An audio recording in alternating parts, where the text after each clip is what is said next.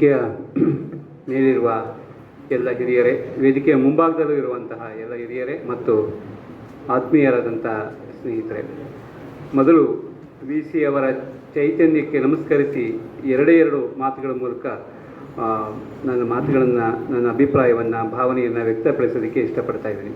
ಎಲ್ರಿಗೂ ಈ ಆಹ್ವಾನ ಪತ್ರಿಕೆ ನೋಡಿದ ಕೂಡಲೇ ಯಾಕೆ ಇವರು ಜೀವಕಾರುಣ್ಯ ಪರಂಪರೆ ಅಂತ ಕರೆದರು ಅನ್ನೋದು ಒಂದು ಮನಸ್ಸಲ್ಲಿ ಮೂಡಿದಂಥ ಒಂದು ಪ್ರಜ್ಞೆ. ಅನೇಕ ಸ್ನೇಹಿತರು ಕೂಡ ಈ ಕಾರ್ಯಕ್ರಮ ವಿ ಸಿ ಅವರಿಗೆ ನೆನಪಲ್ಲಿ ಮಾಡ್ತಾ ಇರುವಂಥ ಕಾರ್ಯಕ್ರಮಕ್ಕೆ ಈ ಶೀರ್ಷಿಕೆ ತುಂಬ ಒಗ್ಗತ್ತೆ ಅಂತ ಹೇಳಿದ್ರು. ನಾನು ನಾಗರಾಜ ಹೆಗಡೆ ಅಪಗಾಲ ಅವರು ಯೋಚನೆ ಮಾಡ್ತಾ ಇದ್ದಾಗಂತ ಹೊಳೆದಂಥ ಈ ಹೆಸರಿದು. ನರಳಿ ಸರ್ ಯಾವಾಗಲೂ ಒಂದು ಮಾತನ್ನು ಹೇಳ್ತಾನೆ ಇರ್ತಾರೆ, ಏನಂತಂದರೆ ನಮ್ಮಲ್ಲಿ ಒಂದು ಪೂರ್ವವಾದ ಅಥವಾ ಪ್ರಾಚೀನವಾದದ್ದು ಮತ್ತು ಆಧುನಿಕತೆ ಇರುವಂತಹ ಎರಡು ಸಂದರ್ಭಗಳಲ್ಲಿ ಯಾವುದಾದ್ರೂ ಒಂದು ಕಡೆ ವಾಲುವಂತಹ ಮನಸ್ಥಿತಿಯನ್ನು ನಮ್ಮ ಮನಸ್ಸು ಮಾಡ್ತಾ ಇರುತ್ತೆ. ಒಂದು ಪರಂಪರೆ ಜೊತೆಗೆ ಹೋಗ್ತಾ ಇರುತ್ತೆ, ಇಲ್ಲದೇ ಇದ್ದರೆ ಆಧುನಿಕತೆ ಜೊತೆಗೆ ಹೋಗ್ತಾ ಇರುತ್ತೆ. ಹಾಗಾಗಿ ನರಳಿ ಸರ್ ಹೇಳುವಂಥ ಮಾತೇನಂತಂದರೆ ಆಧುನಿಕತೆಯನ್ನು ಮತ್ತು ಪರಂಪರೆಯನ್ನು ಒಟ್ಟಿಗೆ ಬೆಸೆಯುವಂಥ ಒಂದು ಕೆಲಸವನ್ನು ನಾವು ಮಾಡಬೇಕು, ಯಾವಾಗಲೂ ಆ ಥರದ್ದೇ ಯೋಚನೆ ಮಾಡಬೇಕು ಅಂತ. ಅವ್ರ ಸಾಹಿತ್ಯದಲ್ಲಿ ಕೂಡ ಇಡಿಯಾಗಿ ಮತ್ತು ಸಮಗ್ರವಾಗಿ, ಇಡಿಯಾಗಿ ಮತ್ತು ಬಿಡಿಯಾಗಿ ಕೂಡ ನೋಡುವಂತಹ ಒಂದು ಪರಂಪರೆಯನ್ನು ಕನ್ನಡ ಸಾಹಿತ್ಯ ಲೋಕದಲ್ಲಿ ಅವರು ಆರಂಭಿಸಿದರು. ಹಾಗಾಗಿ ಇಡಿಯಾಗಿ ಮತ್ತು ಬಿಡಿಯಾಗಿ ನೋಡಿದರೆ ಮಾತ್ರನೇ ಒಂದು ವಸ್ತುಸ್ಥಿತಿಯ ಸಮಗ್ರ ನೋಟವನ್ನು ಕೊಡೋದಕ್ಕೆ ಸಾಧ್ಯ ಅನ್ನೋಂತಹ ವಿಚಾರವನ್ನು ಮತ್ತೆ ಅವರು ಹೇಳ್ತಾ ಇರ್ತಾರೆ. ಆ ಹಿನ್ನೆಲೆಯಲ್ಲಿ ಕೂಡ ಈ ಕಾರ್ಯಕ್ರಮವನ್ನು ರೂಪಿಸುವಾಗ ನಮ್ಮ ಮನಸ್ಸಲ್ಲಿತ್ತು ಅಂತ ಅನಿಸುತ್ತೆ. ಸ್ನೇಹಿತರೆ, ಈ ನಮ್ಮೆಲ್ಲರಿಗೂ ಗೊತ್ತಿರುವ ಹಾಗೆ ಬುದ್ಧನ ಕಾರುಣ್ಯ ಇದೆಯಲ್ಲ, ಅವನ ಕಾರುಣ್ಯದ ಬೆಳಕಿದೆಯಲ್ಲ, ಅದು ಇವತ್ತಿಗೂ ಕೂಡ ಇಡೀ ಪ್ರಪಂಚವನ್ನು ಬೆಳಗ್ತಾ ಇದೆ ಅಂತ ನಾನು ಭಾವಿಸಿದ್ದೀನಿ.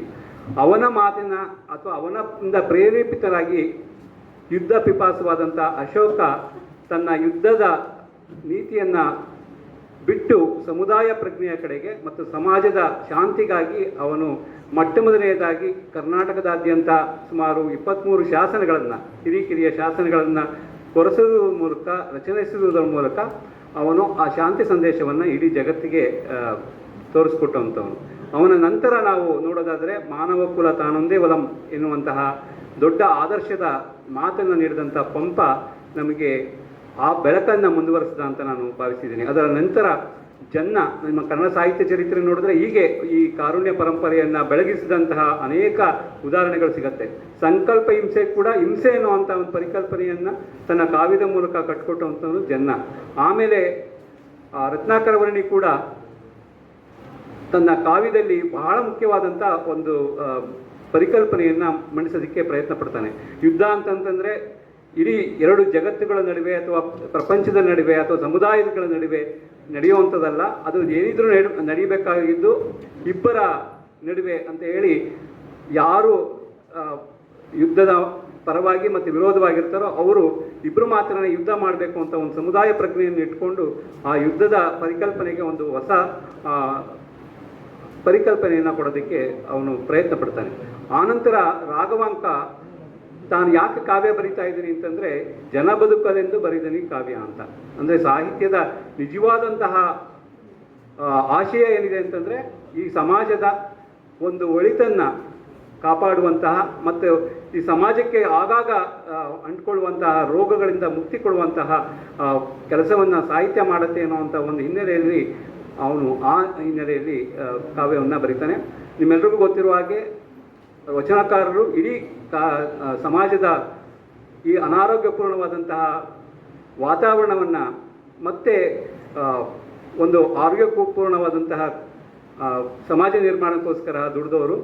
ಹಾಗಾಗಿ ಅದರಲ್ಲಿ ಮುಖ್ಯವಾದಂಥ ಒಂದು ವಾಕ್ಯ ಯಾವುದು ಅಂತಂದರೆ ದಯೆಯೇ ಧರ್ಮದ ಮೂಲವಯ್ಯ ಅಂತ. ಇಡೀ ಪ್ರಪಂಚದ ಸಾಹಿತ್ಯವನ್ನು ನೀವು ಗಮನಿಸಿದರೂ ಕೂಡ ಎಲ್ಲೂ ಕೂಡ ಈ ಥರದ ಒಂದು ಸಾಲಿನ ಆದರ್ಶವನ್ನು ನಾವು ನೋಡಲ್ಲ. ದಯೆಯೇ ಧರ್ಮದ ಮೂಲವಯ್ಯ ಎನ್ನುವಂತಹ ಪರಿಕಲ್ಪನೆಯನ್ನು ಕೊಟ್ಟಂಥ ಬಸವಣ್ಣನ ಅಥವಾ ಅವರ ಎಲ್ಲ ಪರಿವಾರ ಇದೆಯಲ್ಲ, ಇಡೀ ಕನ್ನಡ ಸಾಹಿತ್ಯವನ್ನು ಆ ಕಾರುಣ್ಯ ಪರಂಪರೆಯನ್ನು ಮುಂದುವರಿಸಿದೆ ಅಂತ ನಾನು ಭಾವಿಸಿದ್ದೀನಿ.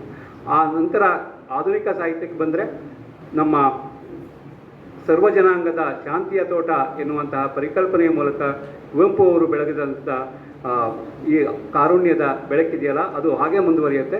ಇವೆಲ್ಲರ ಒಂದು ಸಾರರೂಪಿಯಾಗಿ ನಾವು ಈ ಜೀವಕಾರುಣ್ಯ ಪರಂಪರೆಯಲ್ಲಿ ವಿ ಸಿ ಅವರನ್ನು ಕೂಡ ನಾವು ಕಾಣಲಿಕ್ಕೆ ಸಾಧ್ಯವಿದೆ. ಅಂದರೆ ಇಡೀ ಪರಂಪರೆಯ ಜೊತೆಗೆ ವಿ ಸಿ ಅವರ ಸಾಹಿತ್ಯ, ಅವರ ವ್ಯಕ್ತಿತ್ವ ಒಂದು ಒಡನಾಟದ ಒಂದು ಕ್ರಮವಾಗಿ ಅದು ಸೇರಿಕೊಂಡಿದೆ ಅಂತ ನಾವು ಭಾವಿಸಿದ್ವಿ. ವಿ ಸಿ ಅವರಿಗೆ ನಿಜವಾಗಿಯೂ ಯಾವ ಆದರ್ಶವಾಗಿತ್ತು ಅಂತಂದರೆ ಆಕಾಶವೇ ಅವರಿಗೆ ಆದರ್ಶ, ಸ್ಕೈ ಈಸ್ ದಿ ಲಿಮಿಟ್ ಅಂತಾರಲ್ಲ, ಆ ಥರದ ಒಂದು ಪರಿಕಲ್ಪನೆಯಲ್ಲಿ ಅವರು ಕೆಲಸ ಮಾಡ್ತಾ ಇದ್ದವರು. ಅಂತಹ ಮಹಾನುಭಾವರ ಹೆಸರಿನಲ್ಲಿ ನಡೀತಿರುವಂಥ ಕಾರ್ಯಕ್ರಮಕ್ಕೆ ಜೀವಕಾರುಣ್ಯ ಪರಂಪರೆ ಎನ್ನುವಂಥ ಒಂದು ಹೆಸರನ್ನು ಕೊಟ್ಟಿದ್ದೀವಿ. ಆಮೇಲೆ ತಿರ್ಗಾ ಜೊತೆಗೆ ಒಂದು ಇದು ವಿಚಾರ ಸಂಕಿರಣ ಆಗಿರಬಾರ್ದು ಅಥವಾ ಇದೊಂದು ಏನೋ ವಿಶೇಷ ಉಪನ್ಯಾಸ ಆಗಿರಬಾರ್ದು ಅಂತ ಒಂದು ಪಟ್ಟಾಂಗ ಅಂತ, ಕೇವಲ ವೇದಿಕೆಯಲ್ಲಿ ಇರುವಂಥವರಲ್ಲ, ವೇದಿಕೆ ಮುಂಭಾಗದಲ್ಲಿರುವಂತಹ ಎಲ್ಲ ವಿದ್ಯಾರ್ಥಿನಿಗಳು, ನಮ್ಮ ಕಣ್ಣ ಮುಂದಿನ ಬೆಳಕುಗಳಾಗಿರುವಂತಹ ವಿದ್ಯಾರ್ಥಿಗಳು ಕೂಡ ಇದರಲ್ಲಿ ಆಸಕ್ತಿಯಿಂದ ಭಾಗವಹಿಸಬೇಕು ಅನ್ನೋ ಒಂದೇ ಕಾರಣಕ್ಕೋಸ್ಕರ ಕೇವಲ ವಿಶೇಷ ಉಪನ್ಯಾಸ ಅಷ್ಟೇ ಅಲ್ಲದೆ ಒಂದು ಕನ್ನಡ ಪರಂಪರೆಯನ್ನು, ಅಂದರೆ ವಿ ಸಿ ಅವರ ಜೊತೆಗೆ ಕನ್ನಡ ಪರಂಪರೆಯನ್ನು ಕಟ್ಟಿದಂಥ ಅನೇಕರ ಕಾವ್ಯಗಾಯನದ ಮೂಲಕ ಅವರನ್ನು ಪರಿಚಯ ಮಾಡಿಕೊಡ್ಬೇಕು ಮತ್ತು ಉತ್ತರ ಕನ್ನಡದ ಬಹಳ ಮುಖ್ಯ ಕವಿಗಳ ಅವರ ಕೃತಿಗಳನ್ನು ಕೂಡ ನಮ್ಮ ಹೊಸ ತಲೆಮಾರಿಗೆ ಪರಿಚಯಿಸಿಕೊಡ್ಬೇಕು ಅನ್ನೋ ಒಂದು ಉದ್ದೇಶದಿಂದ ಆ ಎಲ್ಲ ಪರಂಪರೆಗಳನ್ನು ಒಟ್ಟು ತರುವಂಥ ಒಂದು ಪ್ರಯತ್ನವನ್ನು ಇಲ್ಲಿ ಮಾಡಿದ್ದೀವಿ. ಅದರ ಜೊತೆಗೇ ಇಲ್ಲಿ ಮಂಡಿತವಾಗಿರುವಂಥ ಕೆಲವು ಪ್ರಬಂಧಗಳು ಮತ್ತು ವಿ ಸಿ ಅವರ ಬಗ್ಗೆ ಆತ್ಮೀಯರು ಹಂಚಿಕೊಂಡಂಥ ಕೆಲವು ಲೇಖನಗಳನ್ನು ಸೇರಿಸಿ ಇವತ್ತು ಕೆಲವೇ ಕ್ಷಣಗಳಲ್ಲಿ ಪುಸ್ತಕವನ್ನು ನಾವು ರೂಪಿಸಿದ್ದೀವಿ, ಜೀವಕಾರುಣ್ಯ ಪರಂಪರೆ ಮತ್ತು ವಿ ಸೀತಾರಾಮಯ್ಯ ಅಂತ. ಅದರ ಲೋಕಾರ್ಪಣೆ ಕೂಡ ಈಗ ಇದೇ ಸಂದರ್ಭದಲ್ಲಿ ನಡೆಯುತ್ತೆ.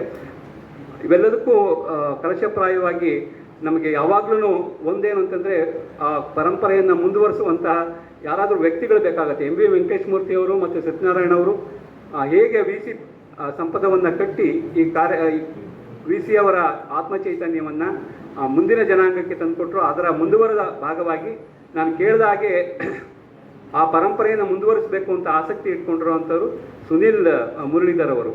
ಆ ತಲೆಮಾರಿನ ಮುಖ್ಯ ಸಂದೇಶವನ್ನು, ಆ ಸ್ಪಿರಿಟನ್ನು ಮುಂದುವರಿಸೋದಕ್ಕೆ ಅವರು ಸಿದ್ಧವಾಗಿದ್ದಾರೆ. ಅವರಿಗೆ ಎಲ್ಲ ರೀತಿಯ ಯಶಸ್ಸು ಸಿಗಲಿ.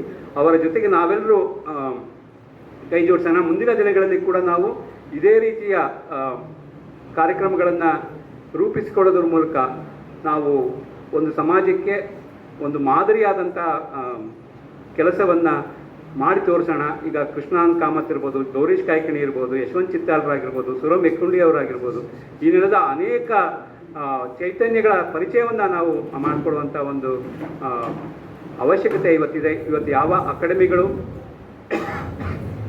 ಯಾವ ವಿಶ್ವವಿದ್ಯಾಲಯಗಳು ಮಾಡದೇ ಇರುವಂಥ ಕೆಲಸನ ಈ ಕಾಲೇಜು ಮಾಡ್ತಾ ಇದೆ. ಯಾಕೆ ನಾವು ವಿ ಸಿ ಕಾರ್ಯಕ್ರಮವನ್ನು ಬೇರೆ ಎಲ್ಲೋ ಮಾಡ್ಬೋದಾಗಿತ್ತು. ಆದರೆ ವಿ ಸಿ ಅವರ ಬಗ್ಗೆ ಪ್ರೀತಿ ಅಷ್ಟೇ ಅಲ್ಲ, ವಿ ಸಿ ಅಂತ ಯಾವ ಲೇಖಕರ ಬಗೆಗೆ ಮತ್ತು ಅವರ ಕಲಾವಿದರ ಬಗ್ಗೆ ಕೂಡ ಅಷ್ಟೇ ಗೌರವವನ್ನು ಇಟ್ಕೊಂಡಿರುವಂಥ ಈ ಕಾಲೇಜಿನ ಆಡಳಿತ ಮಂಡಳಿಗೆ, ವಿಶೇಷವಾಗಿ ಕೃಷ್ಣಮೂರ್ತಿ ಭಟ್ ಶಿವಾನಿ ಅವರ ಮಾರ್ಗದರ್ಶನದಲ್ಲಿ ನಡೀತಿರುವಂಥ ಈ ಕಾಲೇಜಿಗೆ ಎಲ್ಲ ರೀತಿಯ ಯಶಸ್ಸನ್ನು ಕೋರಿ